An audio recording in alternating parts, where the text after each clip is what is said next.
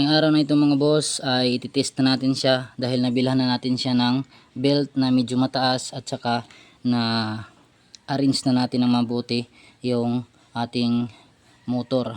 Tapos ito rin mga boss, ito yung isa sa mga pinakamahirap gawin, yung alignment nito at saka yung pinaka holder talaga ng cams. Yan yung pinaka challenging na part talaga. At ito medyo kaya-kaya lang, pero itong dito talaga na part ay sadyang napaka hirap gawin. At saka dito kasi kapag katabingi yan mga boss ay hindi magiging pantay yung kanyang kuha.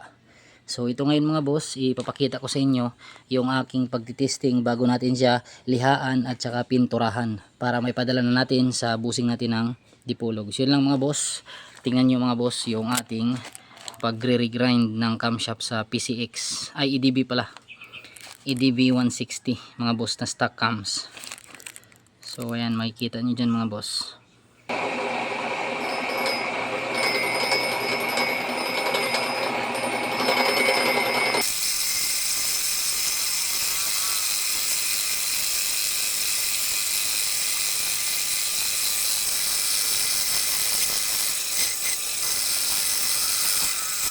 Mga boss yung ating pagkaka-regrind mga boss. So hindi pa yan tapos, so need pa natin siyang i-finish, pero maganda naman yung kanyang kain mga boss at pantay na pantay naman yan. So yun lang mga boss yung share ko sa inyo. Tatapusin ko muna ito at saka ipapakita ko sa inyo mamaya yung finished product nito. Ito na nga pala mga boss yung resulta ng ating pagka-cam grind. So from 4.5 na exhaust ginawa nating 5.6, 4.6 ata ito kanina, kalimutan ko. 4.6 ginawa nating 5.6 at saka itong intake naman is ginawa nating 6.0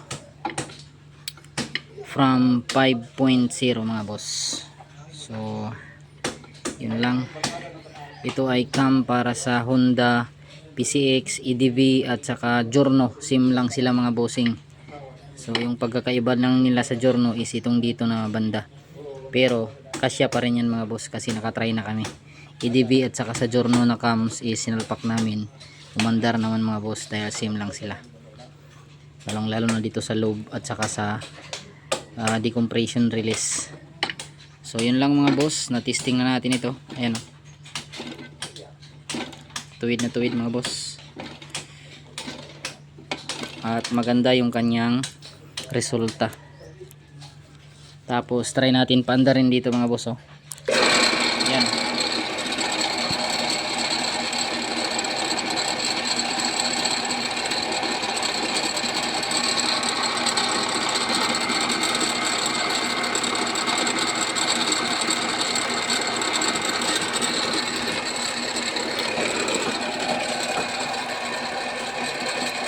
So tuwid na tuwid siya mga boss. At ito yung kanyang finished product. Ayan o. So tapos na natin yan na testing at saka papadala na natin ito pagkatapos natin mapinturahan at masimbol ulit. Gawan din natin ng packaging. So yun lang mga boss. Jimmy's RT. Peace.